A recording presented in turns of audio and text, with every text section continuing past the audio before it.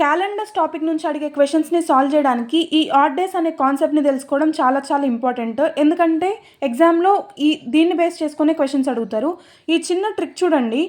అసలు ఎలా find out చేయాలి అంటే ఆడ్ డేస్ని మనకి ఇచ్చిన డేస్ని ఫర్ ఎగ్జాంపుల్ 31 డేస్ ఇస్తే ఆ 31ని బై 7తో డివైడ్ చేస్తే మనకి నెంబర్ ఆఫ్ ఆడ్ డేస్ వస్తాయి. ఇక్కడ రిమైండర్ ఎంత వస్తుంది? 3 వస్తుంది. ఎందుకు 7తో డివైడ్ చేస్తాము అంటే మనకి వీక్లో ఎన్ని డేస్ ఉంటాయి? 7 డేస్ ఉంటాయి. సో 7 డేస్ ఉంటాయి కాబట్టి మనం 7తో డివైడ్ చేస్తాము. ఈ చిన్న ట్రిక్ చూడండి. మనకి 31 డేస్ వస్తే 3 ఆడ్ డేస్ వస్తాయి. ఎందుకు? మనకి రిమైండర్ 7తో డివైడ్ చేస్తే 3 వస్తుంది కాబట్టి. 30 డేస్ వస్తే 2 డేస్ వస్తాయి, 2 ఆడ్ డేస్. 29 వస్తే 1 ఆడ్ డే వస్తుంది. 28 డేస్ వస్తే 0 ఆడ్ డే. ఇక్కడ చూడండి, జనవరి మంత్లో 31 డేస్ ఉంటే 3 ఆడ్ డేస్. ఫిబ్రవరి మంత్లో leap year, non leap year ఈ రెండింటిని కన్సిడర్ చేసుకోవాలి. నాన్ లీప్ ఇయర్ అయితే 0 ఆడ్ డేస్, లీప్ ఇయర్ అయితే కనుక 1 ఆడ్ డే వస్తుంది. ఇలా మంత్లో అన్ని ఆడ్ డేస్ని గుర్తుపెట్టుకోవాలి. ఇక్కడ చూడండి, నార్మల్ ఇయర్ అయితే కనుక అంటే ఆ ఇయర్ లీప్ ఇయర్ కాకుండా నార్మల్ ఇయర్ అయ్యి ఉంటే మనకి ఎన్ని వీక్స్ ఉంటాయి?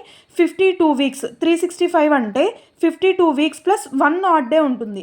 లీప్ ఇయర్ అయితే కనుక 366 డేస్ అంటే 52 వీక్స్ ప్లస్ 2 ఆడ్ డేస్ ఉంటాయి. ఈ రెండింటిని గుర్తుపెట్టుకోవాలి. అసలు లీప్ ఇయర్ని నాన్ లీప్ ఇయర్ని ఎలా ఐడెంటిఫై చేస్తాము అంటే లీప్ ఇయర్ అంటే కనుక ఆ ఇచ్చిన ఇయర్ 4తో డివైడ్ అవుతుందా లేదా చెక్ చేయాలి. ఫర్ ఎగ్జాంపుల్ 2026 లీప్ ఇయరా నాన్ లీప్ ఇయరా అంటే ఈ లాస్ట్ 2 డిజిట్స్ చూడండి. 26 4తో డివైడ్ అవుతాయా? అవ్వవు. అంటే ఇది నాన్ లీప్ ఇయర్. సో ఇలా లీప్ ఇయర్ని నాన్ లీప్ ఇయర్ని ఐడెంటిఫై చేస్తాము. ఈ రీల్ని సేవ్ చేసి పెట్టుకోండి, హెల్ప్ అవుతుంది. నెక్స్ట్ వీడియోలో ఈ టాపిక్ బేస్ చేసుకొని క్వశ్చన్ ఎక్స్ప్లెయిన్ చేస్తాను.